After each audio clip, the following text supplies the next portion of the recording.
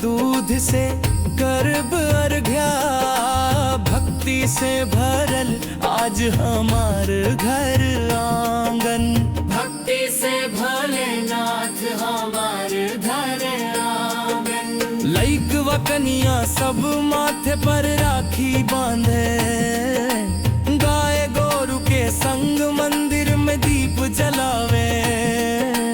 पंडित जी मंत्र परत बीनिया बाजत रहे, नागिन भी झूमे जैसे भोलेनाथ आवे।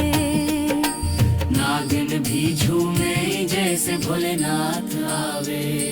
नाग पंचमी आइल बा, पूजन के बेलावा। पूजन के बेलावा। गाम के गलियन में भक्ति के सेरावा। भक्ति के सेरावा। कहानी सुनावत बानी सासु बहू मिल के,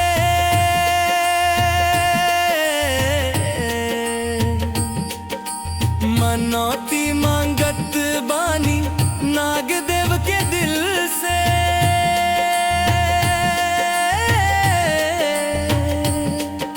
सांपवा के देख के नैहर के मन डोलल, भक्तिन के आंखों में भक्ति से गगन खोलल।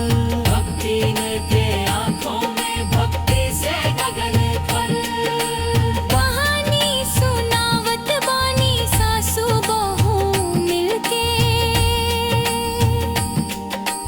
मनौती मांगत बानी नाग देव के दिल से।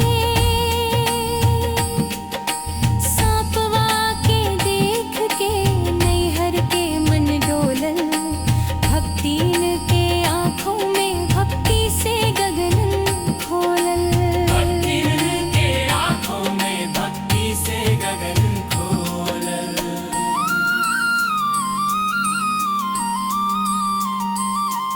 अब घर घर से उठे जय नाग देव के नारा।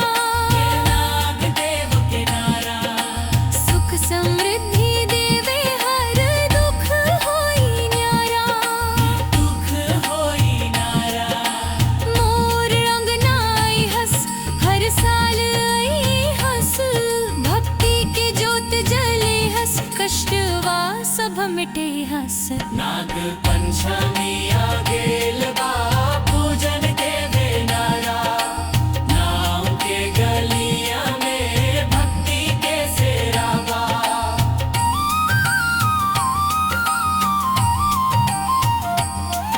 अब घर घर से उठे जय नाग देव के नारा, सुख समृद्धि देवे हर दुख होई न्यारा। मोर अंगना आई हंस, हर साल आई हंस। भक्ति के जोत जली हंस, कष्टवा सब मिटे हंस। भक्ति के जोत जली हंस, कष्टवा सब मिटे हंस। अब घर घर से उठे जय नाग देव के नारा, सुख समृद्धि देवे हर दुख होई न्यारा। मोर अंगना आई हंस, हर साल आई हंस। भक्ति के जोत जले हंस, कष्टवा सब मिटे हंस। भक्ति के जोत जलई हस, कष्टवा सब मिटई हस।